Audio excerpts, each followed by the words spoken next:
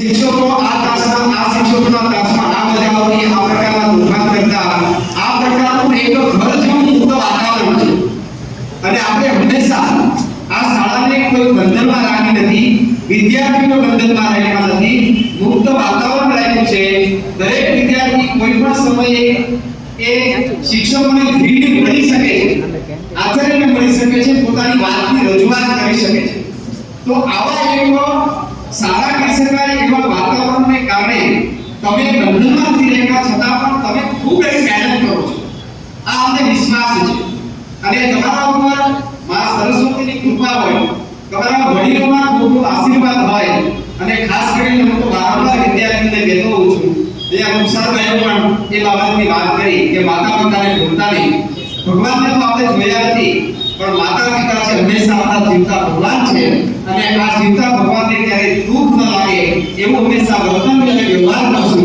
અને જ્યારે તમને ખૂબ સારા આશીર્વાદ ત્યારે જ મળે કે તમારું શ્રેષ્ઠ પરિણામ જોઈ અને જ્યારે માતા પિતા કે દાદાના આંખમાંથી જ્યારે હંસાશ્રુ જ્યારે બને છે ત્યારે સમજી લો કે તમારે ભગવાનના આશીર્વાદની જરૂર નથી, પણ આ માતા પિતાના આંખમાંથી જે હંસાશ્રુ જે બને છે એ તમારા માટે અદ્ભુત આશીર્વાદ છે. અને જીવનની અંદર આવા આશીર્વાદો આપણને હંમેશા પ્રેરણાત્મક બળ આપતા હોય છે. બીજી એક વાત ખાસ યાદ રાખો કે આપણા જીવનની અંદર અનેક વ્યક્તિઓ આપણા સંપર્કમાં આવશે. હંમેશા બે વ્યક્તિઓ એવી હશે કે આપણા હિતેચ્છુ હશે.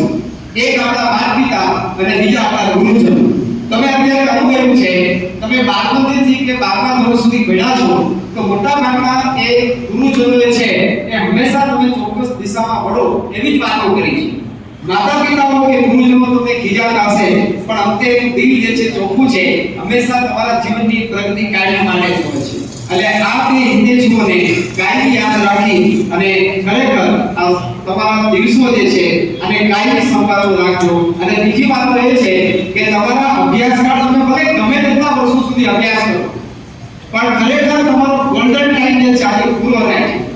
અમે ભણતા ભૂતપૂર્વ વિદ્યાર્થીઓને જો તમારા વડીલોને પૂછો કે હાઈસ્કૂલની અંદર ભણતા ને એનો ગોલ્ડન પીરિયડ હોય છે. હવે તમને આવું મુક્ત વાતાવરણ નહીં મળે, એવી રીતે તમને એવા શિક્ષકો પણ નહીં મળે, અને હંમેશા જીવનના ઘડતરના દિવસો કાયમ માટે યાદ રહેતા હોય છે. મારો આ છેલ્લા 31 વર્ષનો અનુભવ કહું છું કે ઘણા અત્યારે તો બીજી પેઢીના વિદ્યાર્થીઓ પણ એના પિતા તો ભણી ગયા, એના પિતા પણ ભણી ગયા હોય એવા પણ વિદ્યાર્થીઓ અત્યારે ભણવા આવે છે અને શાળા પ્રત્યેની લાગણી છે એ વ્યક્ત કરે છે. ત્યારે આપણને એક અહોભાગ્ય થાય કે ખરેખર બીજી કે ત્રીજી પેઢીના જે વિદ્યાર્થીઓ ભણે છે અને એના પિતાઓ પણ એવો આગળ લાગે છે કે તમારે ખરેખર જો એક ટોકન ફીની અંદર ભણવું હોય, મુક્ત વાતાવરણ જોઈતું હોય, તો બીએમ કોમર્સ હાઈસ્કૂલ જેવી એક પણ શાળા જે છે એ જિલ્લામાં નહીં અને કે અત્યારે એડમિશન જે છે ને એક સમસ્યા છે બીએમ કોમર્સ હાઈસ્કૂલની અંદર. કોઈ પણ સેલ્ફ ફાઇનાન્સમાં તમારે એડમિશન લેવું સરળતાથી મળે. બીજી કોઈ પણ ગ્રાન્ટેડ શાળામાં જોવું હોય તો બધાને વેલકમ કરે છે, આપણે બધાને વેલકમ કરી શકતા નથી. 11માની અંદર 12ના વિદ્યાર્થીઓનો પ્રવેશની પણ તમને ખબર છે કે લગભગ 12મો વિદ્યાર્થી કોઈ પણ હોય તો 72 કે 75% સુધી અહીંયા પ્રવેશ મળતો નથી. હમણાં ધોરણ 9ના પ્રવેશ માટે પણ 350 જેટલા વિદ્યાર્થીઓ પરીક્ષા આપી, પણ છતાં આપણે 35 વિદ્યાર્થીઓને લઈ શક્યા, કારણ કે આપણી પાસે મોટો માસ જે છે પ્રાથમિક વિભાગનો છે. એટલે કહેવાનો અર્થ એ છે કે સમાજ પ્રત્યે આ સંસ્થા જે છે એ ખૂબ જ અદ્ભુત કામ કરે છે. એક માત્ર ટોકન ફીની અંદર પણ અહીંયા ભણાવવામાં આવે છે. સેલ્ફ ફાઇનાન્સ સ્કૂલોને ટક્કરવાર એક પ્રકારનું શૈક્ષણિક કાર્ય થાય છે. અને બીજી મહત્વની વાત એ છે કે ખૂબ જ ક્વોલિફાઈડ અને તમારો વિદ્યાર્થીઓના માનસને સમજી શકે એવા શિક્ષકો આપણને મળ્યા છે. આ તો એક શાળાની આ પરંપરા છે. નસીબ જોગે એવા શિક્ષકો પણ સારા ભણતા રહે છે અને આ મા સરસ્વતીનું મંદિર છે એ ઉત્તરોત્તર પ્રગતિ કરે છે. તો આ સંસ્થા કાયમ માટે ટકી રહે, તમારા જેવા વિદ્યાર્થીઓ પણ આ સંસ્થાને કાયમ માટે ભણતા રહે. અને આપણો આ નાતો જે છે એ વિદાય નથી, આ એક અનુપરિણામ છે. અનુપરિણામ પછી કંઈક ને કંઈક તમારે કરવાનું હોય છે. અને સાથે સાથે આ તમારા શિક્ષકો એ આ વિદાય સમારોહનો કાર્યક્રમ રાખ્યો છે, ત્યારે તમારા વર્ગ શિક્ષકોને પણ મારા ખૂબ અભિનંદન પાઠવું છું. એણે એવું સામેથી કીધું કે સાહેબ અમારા વિદ્યાર્થીઓ મારા વર્ગના વિદ્યાર્થીઓ છે, તો એ વિદાયનો કાર્યક્રમ પૂર્ણ થાય ત્યારે અમે અલ્પાર્પણ કરાવશું. એટલે વર્ગ શિક્ષકો માટે એકવાર તાળી પાડીએ આપણે.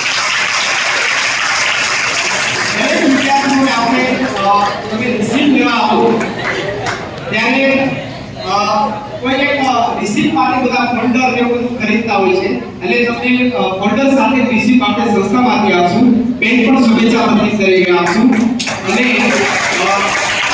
બધા જ વિદ્યાર્થીઓ રિસીપ્ટ જ્યારે આવશે ત્યારે છાપવામાં આવી જશે. તમને મેસેજ પણ આવશે સાહેબ રિસીપ્ટ લેવા ક્યારે આવીએ. છાપવામાં આવી જાય પણ તરત તમને રિસીપ્ટ મળતી નથી. આપણે ગ્રુપ 10માં અને 12માં બહુ મોટો માસ હોય છે અને 3 કે 4 દિવસ પછી તમને WhatsApp ની અંદર તમારે મેસેજ આવે ત્યારે તમારે રિસીપ્ટ લેવા આવવાનું છે. અને જે સમય એમાં આપેલો હોય એ સમયે બધા જ વિદ્યાર્થીઓ છે એ રિસીપ્ટ લઈ જાય. બધાને ખૂબ ખૂબ શુભકામનાઓ સાથે મારી